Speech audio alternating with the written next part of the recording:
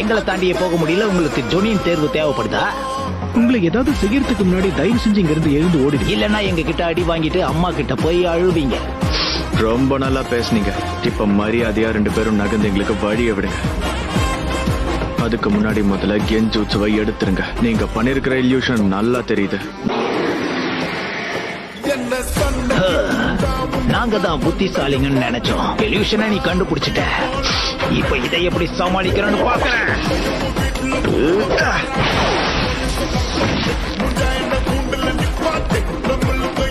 அது என் தாக்குதலை தடுத்துட்டான்.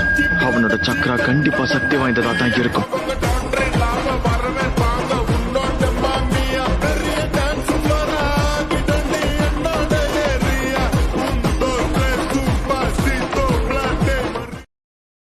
Download ShareChat.